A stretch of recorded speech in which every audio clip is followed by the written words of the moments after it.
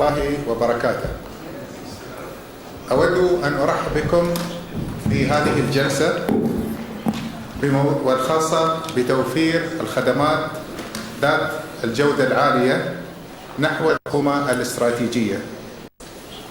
أهداف هذه الجلسة هي مناقشة موضوع هام ورئيسي يواجه كافة الدول، وهو خاص بالكفاءة والمردود مقابل التكلفة، حيث تمضي الحكومات العالمية بخطوات ثابتة تجاه تعزيز الكفاءة والفعالية في توفير الخدمات.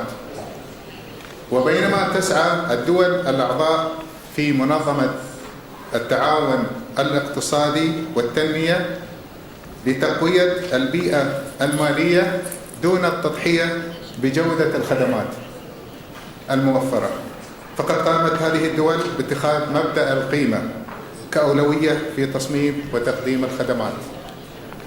ونحن في دولة الإمارات العربية المتحدة نتخذ خطوات نحو الوصول إلى الرؤية التي وضعتها القيادة لعام 2021، وهي تتطلب من الحكومة الوصول بالخدمات إلى أفضل المعايير العالمية، لكن في نفس الوقت لابد أن تسعى الحكومة في الوقت ذاته بأن المحافظة على الكفاءة. وسوف تبحث هذه الجلسة أبعاد النماذج المختلفة لتوفير الخدمات، وقد تم تنظيم هذه الجلسة مع منظمة التعاون الاقتصادي والتنمية، حيث سوف يتم مناقشة تجارب وممارسات دول منظمة التعاون الاقتصادي والتنمية في مجال الإدارة الاستراتيجية للموارد وصولا إلى الأهداف وتحقيق توقعات المواطنين. سوف تناقش موضوعات هامة من ناحية الوسائل، الإجراءات المؤسسية، الحوكمة. سوف يتحدث في هذه الجلسة المتحدثين الدكتور مارتن بليكس، رئيس مسؤولي الميزانية لمنطقة الشرق الأوسط، رئاسة مجلس الوزراء، مدير في إدارة ميزانية في وزارة المالية بالسويد.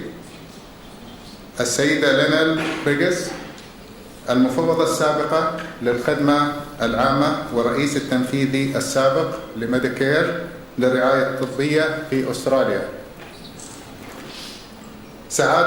سعادة الدكتور رولف آلتر، الرئيس التنفيذي للحوكمة العامة والتطوير الإداري في منظمة التعاون الاقتصادي والتنمية. سعادة السفير ريكاردو دياز-هوشليتنر، الممثل الإسباني الدائم لدى منظمة التعاون الاقتصادي والتنمية ورئيس برنامج الحوكمة في الشرق الأوسط وشمال أفريقيا في المنظمة. الحضور الكرام، أن نظام هذه الجلسة كما تم تعريفه بكم في الجلسات السابقة، أن سوف يكون نظام أن المتحدثين سوف يكون إلقاهم للموضوعات بدون استخدام الوسائل، لأن الموضوع أن لابد يكون هناك نقاش في الموضوعات اللي تتم. سوف نعطيهم فرصة، ونطلب من السادة الحضور أن استخدام الوسائل اللي هي الهاشتاج لطرح الأسئلة، وسوف نجمعها، وفي الأخير سوف يكون إذا كان لدينا وقت بأن يتم طرح سؤال أو سؤالين. في البداية أطلب من سعادة السفير ريكاردو لتوضيح مرئيات منظمة التعاون الاقتصادي والتنمية حول تطوير الخدمات الحكومية بشكل عام، ومنطقة الشرق الأوسط بشكل خاص من واقع منظوركم أنتم ودوركم في المنظمة. Shukran. Salam alaikum. Good morning, ladies and gentlemen, ambassadors, Deputy General Secretary of the Oecd. Thank you very much for this invitation to attend this first government summit of the United Arab Emirates, organized under the patronage of Sheikh Mohammed bin Rashid Al Maktoum, Vice President, Prime Minister of the Emirates and ruler of Dubai. This invitation allows me to enjoy once again the renowned and very generous hospitality of Dubai, and I'm very happy to be with you today.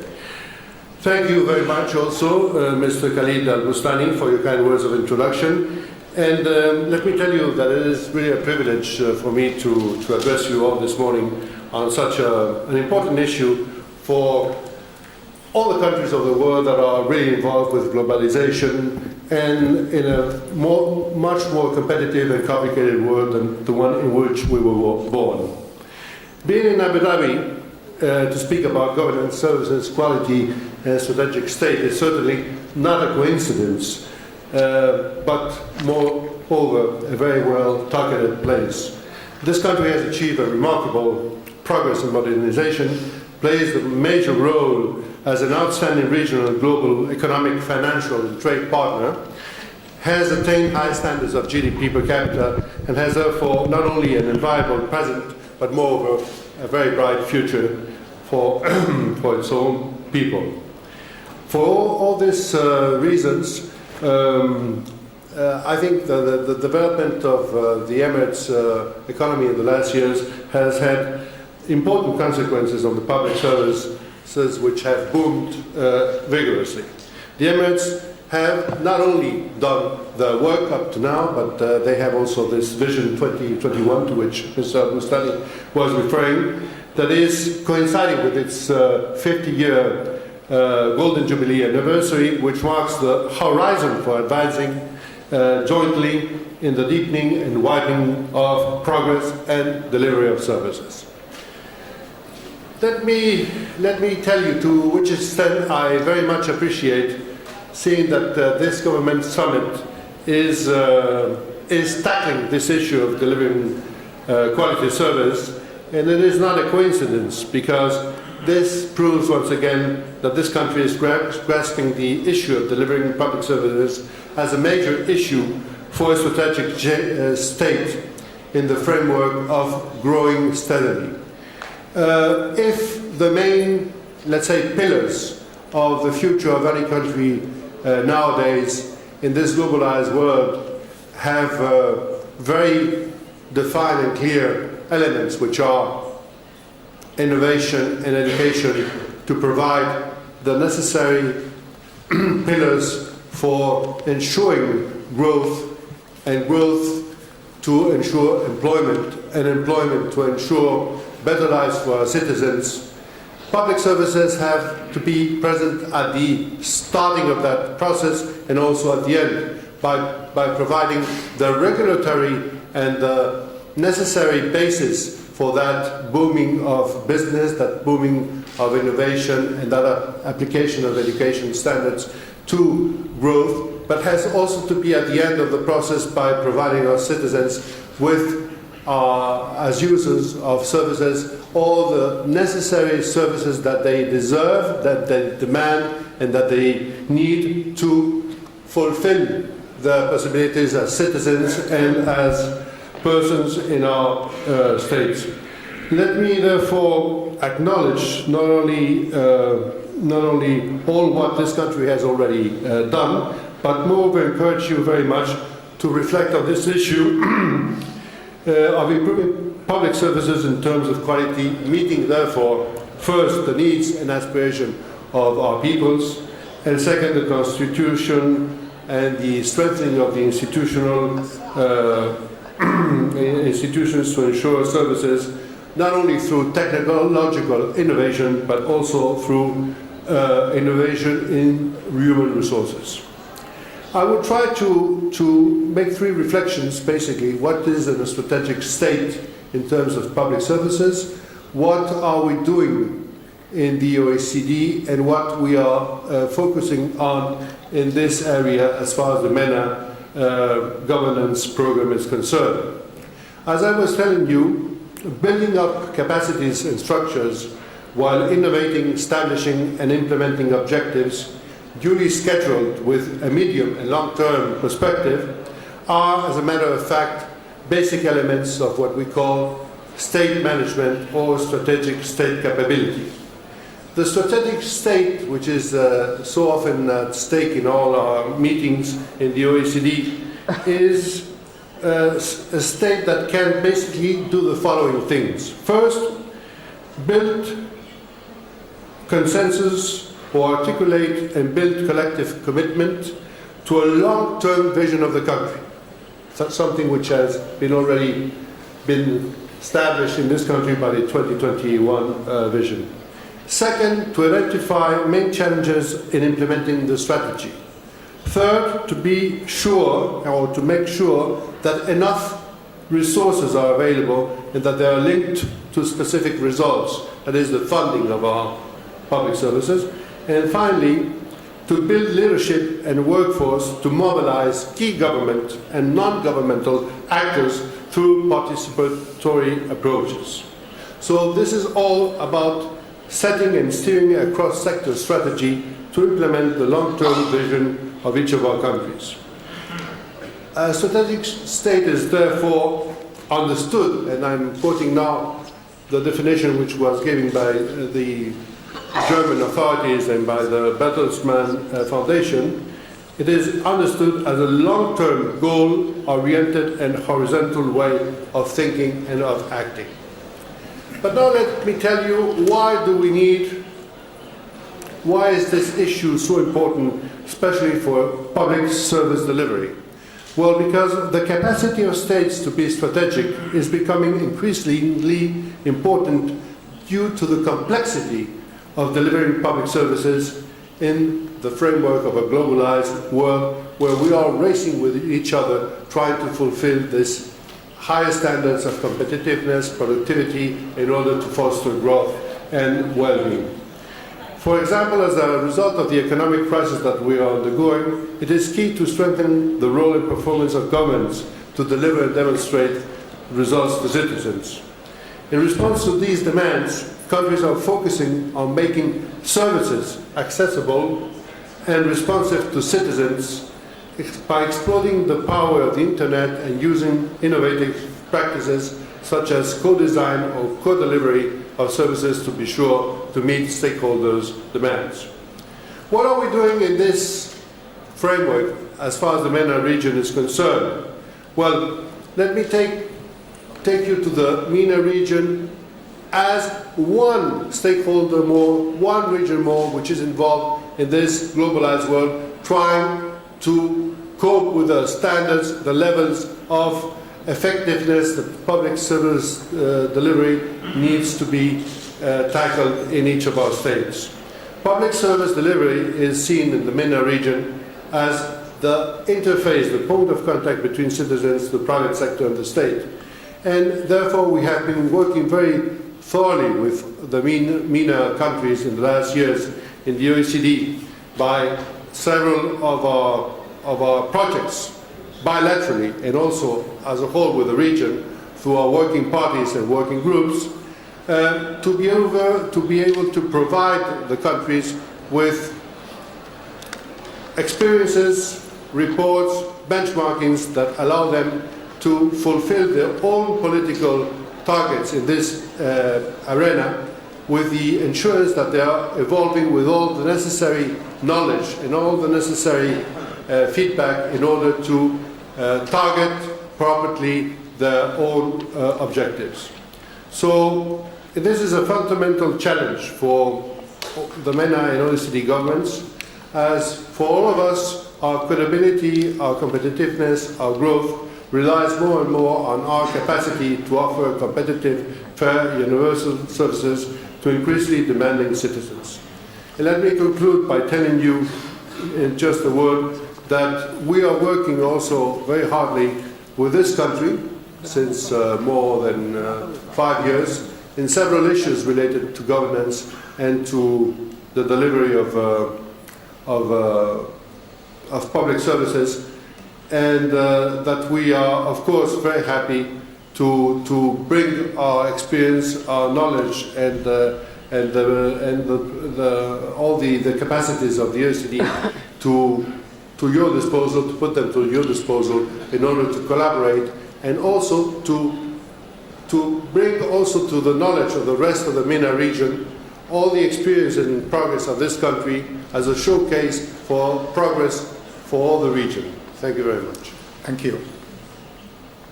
Dr. Rolf, the OECD have done a lot of studies about delivery of government services, evaluation of the efficiency, and there have been a recent review of new government management. أن دول منظمة الOECD لديها العديد من التجارب وتم تقييم الممارسات الحديثة اللي قامت فيها الحكومات، ونود أن نستمع إلى رأيكم حول نتائج الوسائل اللي اتخذتها الحكومات في تقديم الخدمات الحكومية ورفع الكفاءة، وتقييمكم لهذه التجارب وما هي قصص النجاح وما هي التحديات التي واجهتها. Thank you very much, Khalid, for this introduction. I realize that I would like to, as all OECD people normally do, share a few numbers with you. So I just would need my presentation if you could make that happen. I'm delighted to be here, but I'm also, I have to say, I'm delighted to be here with such a fantastic audience, and I would like to recognize in particular Her Excellency here. It's a great pleasure that I can see you here. I also would like to say that some of my friends from other parts of the world are here, so they will make changes to my presentation, as we always do. Reinforce and learn from each other. I think the question of innovation in public sector can be probably organized around those 5 questions. You can read them for yourself, but I would like to really say that this morning we have heard from Mr. Leterme and others that it is really important to put stakeholders into the production process of public services. I would like to underline that.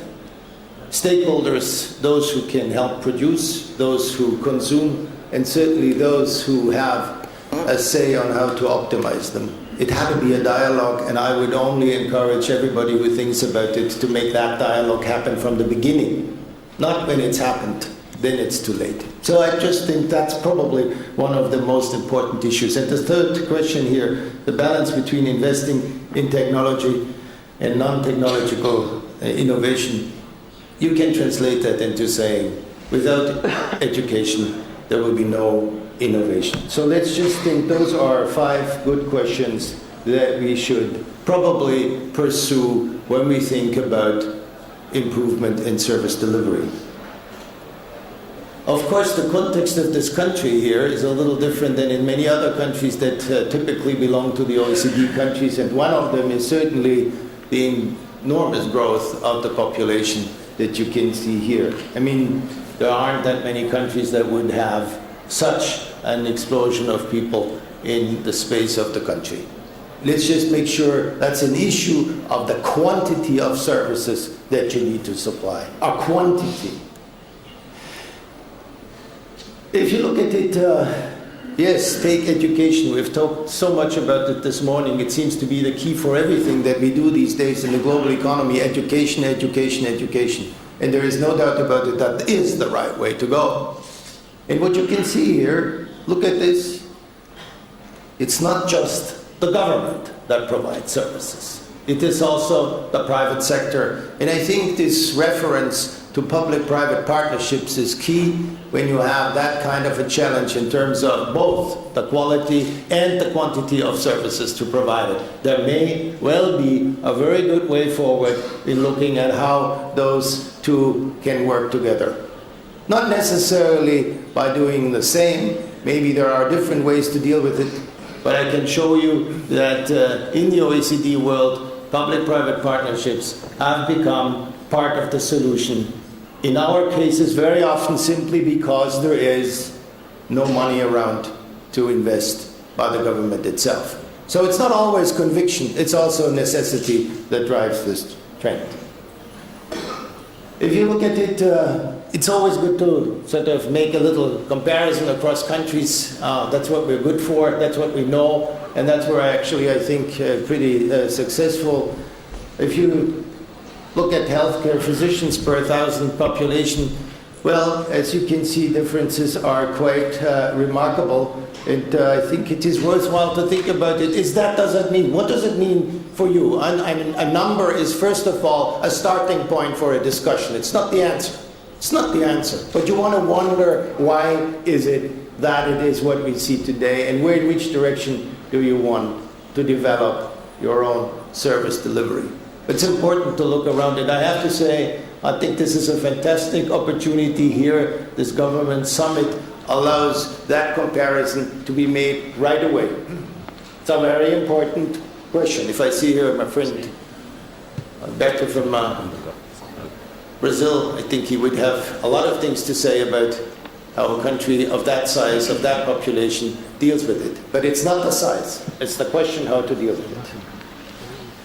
I think I want to be short. That's why I think it is true. You look at, from our point of view, public service delivery has something to do with resources, with money, and with institutions. And let's be just straight with that. I think it helps. It's not all, but it's really quite a bit of an important issue.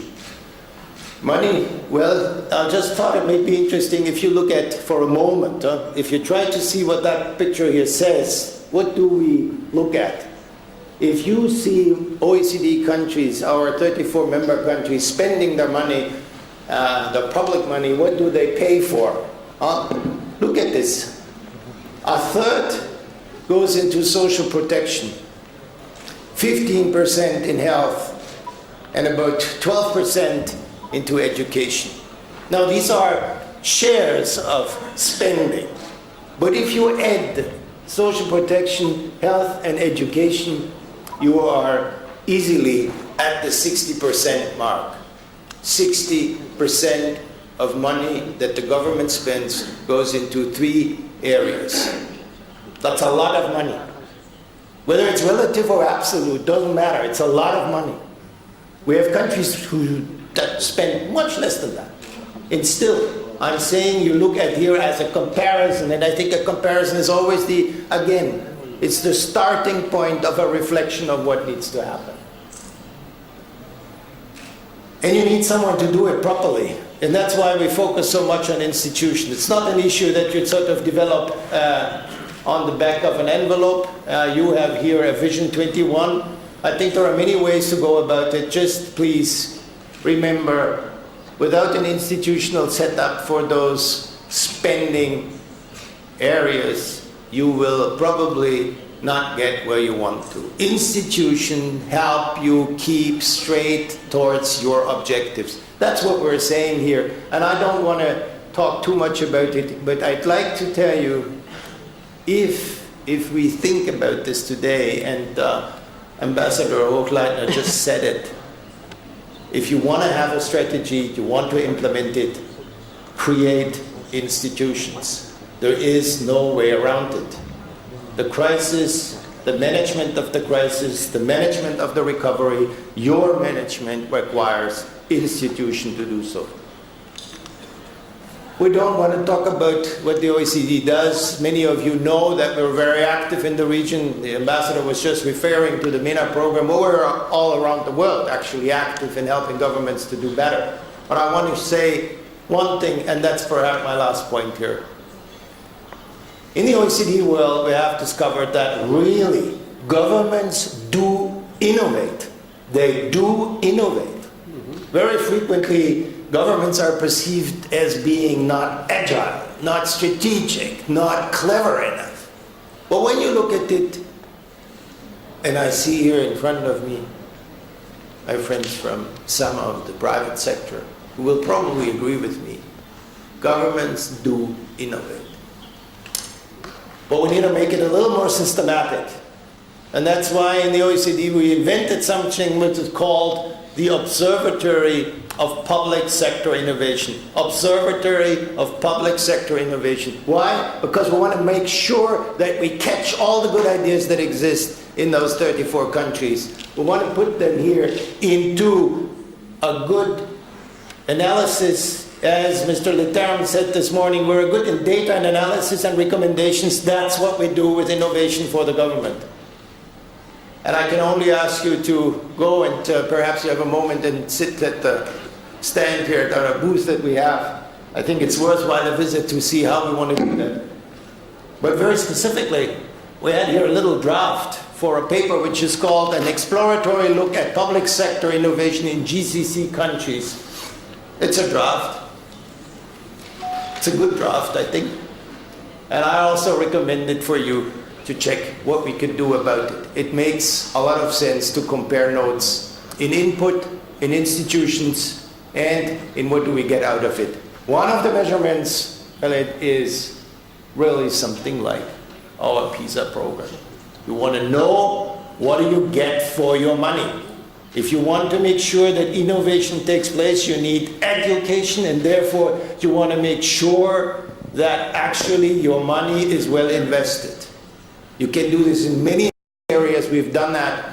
And I can only say I'm delighted to continue this dialogue with you and with my colleagues here the next 2 days, but certainly also in the next future. Thank you very much. شكرا. السيدة لاينا بريكس، وجودكم هنا مع خبراتكم السابقة في مجال ميديكير، ومثل ما تحدث دكتور رولف أن القطاع الطبي يشكل 13% من التكلفة في دول مجموعة الOECD، وكذلك في دولة الإمارات القطاع الصحي من القطاعات الرئيسية التي تولي الحكومة أهمية خاصة لتطويرها. نود أن نستمع عن تجربتكم في أستراليا في مجال جودة الخدمات الطبية وتطويرها، وكذلك رفع الكفاءة في القطاع الصحي بشكل عام.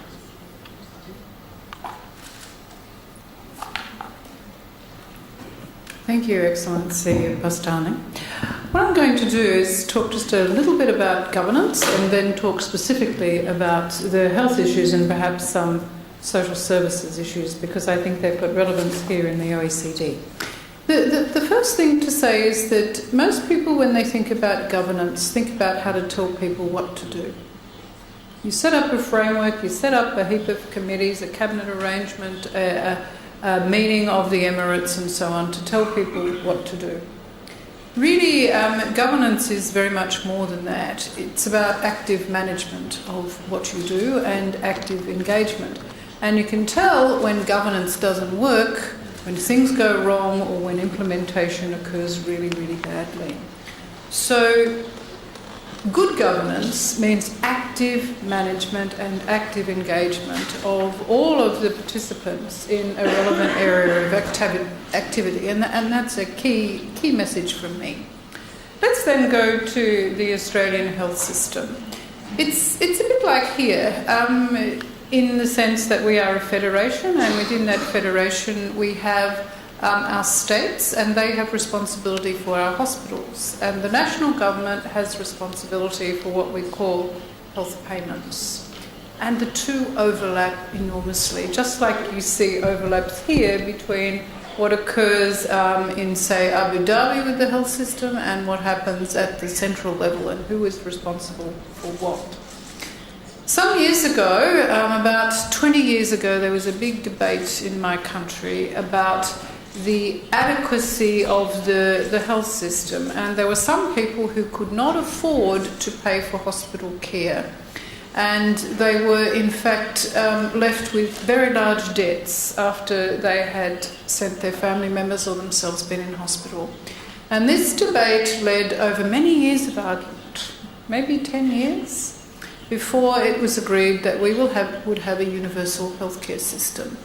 And there was a coalition of partners within the community that came together around that. And they were the union movement, the government and the business community, as well as the Australian people. And they traded off increases in wages and increases in taxes to fund this system. And we've seen this kind of partnership work throughout the health system. One of the things I was asked specifically to talk about is how do you fund all the pressures on a health system? Well, in my country, the big driver of costs on the budget is the health system. It's more than any other area of activity. Why is that? It's because we have an ageing population, because we are a rich country who wants quality health care and they want the best whenever they can get it, and because the cost of health care is increasing enormously as more and more technologies are brought into play. So how have we dealt with these cost issues? And I don't want to pretend at all it's been easy, but it has required a partnership between the doctors working in the health system, the government, and the broader community. And in some cases, what we've done is ration services. So when things are terribly expensive or require big technologies like MRI machines, we only started with a few of them that we were prepared to fund, and people came to those centres to use them. In other areas, we've decided that the drug companies earn too much money. So what have we done? We've negotiated with the drug companies to use generic drugs after a certain period of time. In other words, adopt the technology of those companies and then use a more generic drug that is cheaper for the government to buy.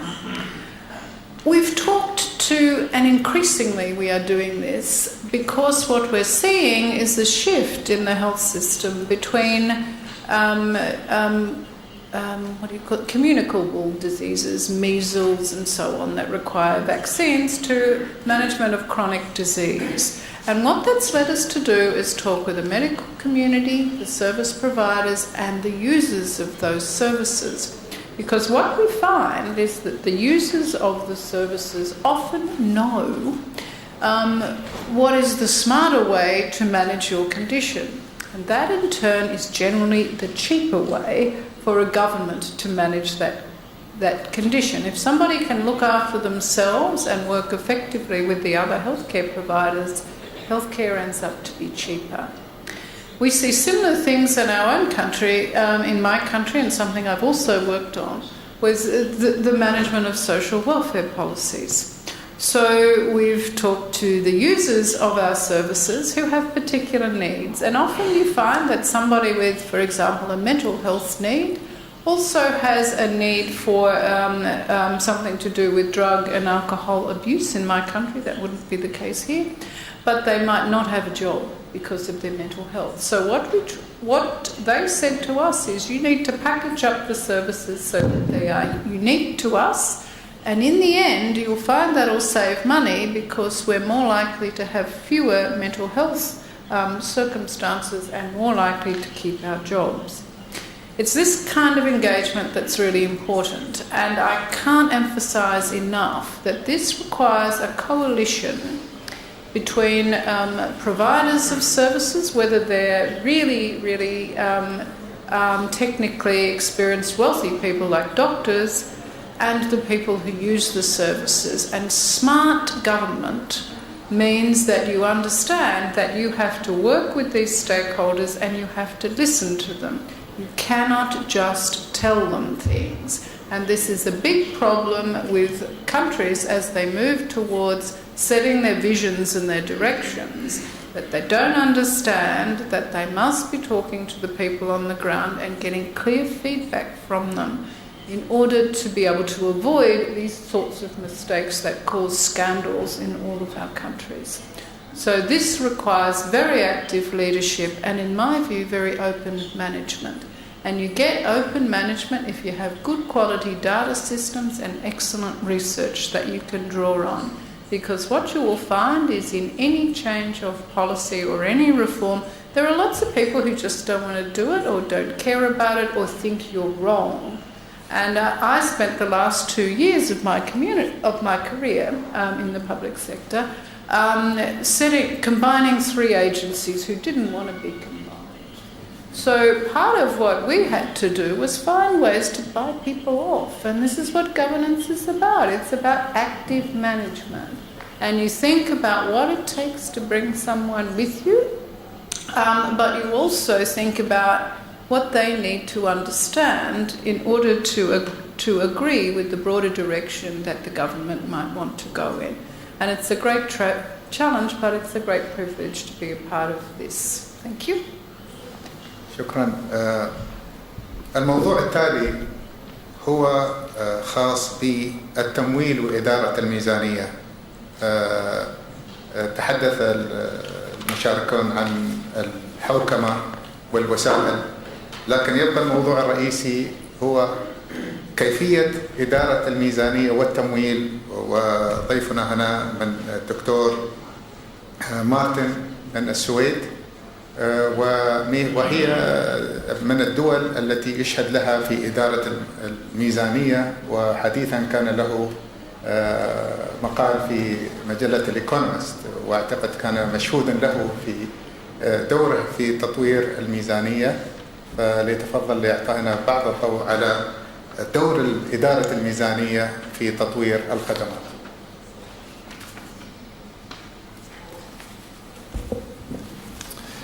Thanks a lot for the kind invitation and for the organizers for this very useful and interesting event, and to the OECD for also contributing.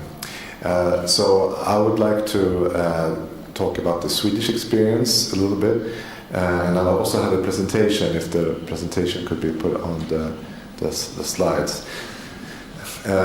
So I think so what I want to talk about is the Swedish budgetary framework, and to draw some lessons from that, from the financial crisis and the reforms that we have done.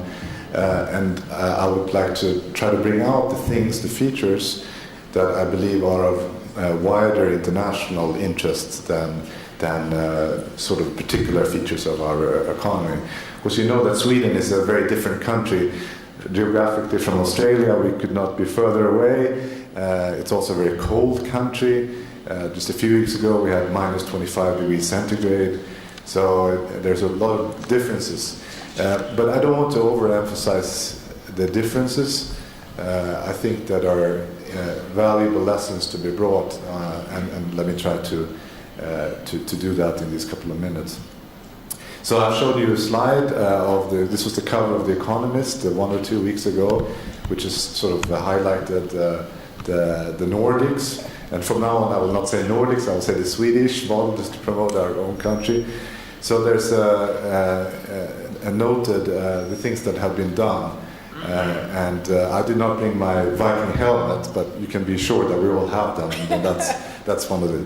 No, so let me bring out a few features. And in the morning session, in the plenary session, there was a lot of emphasis on education, and I think that's right. But in my few remarks, I would like to highlight the importance of institutions, the quality of institutions, in conjunction with the political will to do things. And those things, the interaction of the rules and institutions and the political will, is also something that Dr. Ralph Alter briefly mentioned on one slide. Those I would like to highlight. So just briefly, Sweden is a country, we spend a lot of money on welfare. We have one of the highest tax rates in the world, and we've been noted for having a very high female labor participation rate. So there are features that are different. But I think to understand the institutional changes that were made and to draw lessons from that, I think it's useful to go back to our financial crisis that we had in Sweden in the beginning of the 1990s. Just very briefly on this, because I think it's important to have this background in order to start to draw lessons. So this is a slide of gross debt as percent of GDP from the middle of the 1990s, a few years into the crisis in Sweden. And we had 1980s was a very difficult period where we had a lot of capital deregulation, there was rampant wage growth in the economy, and the inflation was very high. So this kind of led up to that a model that in the 1980s was kind of felt to be unsustainable. It was coming to its end. So and nothing symbolized that more than the beginning of the 1990s. In 1992, we had the Swedish central bank, the Riksbank, was defending a fixed exchange rate with the ECU. And raising interest rates successively in order to defend the exchange rate. and eventually it collapsed. Interest rates of the central bank was raised to about 500%, which, if it's not a record for an OECD country, I certainly hope it is close to a record. So that was a very tumultuous time and a very deep crisis. So in the beginning of the 1990s, we had a debt that was close to 80% of GDP, which is not very unsimilar to what the average is now in the EU and in Europe. So we were there, and what did we do about that? So, well, I think the depth of the crisis was a stepping stone to taking a lot of reforms, and in particular the institutional reforms that I referred to earlier. There were reforms of the parliament, of how the budget process works in the parliament. The decision of the budget was made centralized in the parliament. All financial decisions had to go through the finance committee. The budget was reformed to be voted by one decision in the parliament, which made it necessary or not possible to have a line item veto on different items. So if there had to be a change to the budget, the opposition needs the complete alternative, which enables even a minority government to have a budget that's coherent. The budget was changed from a bottom-up approach to a top-down approach. So instead of summing all the things and then discovering, oh, it's a very big sum in the end, start from the top and use that as a reference point.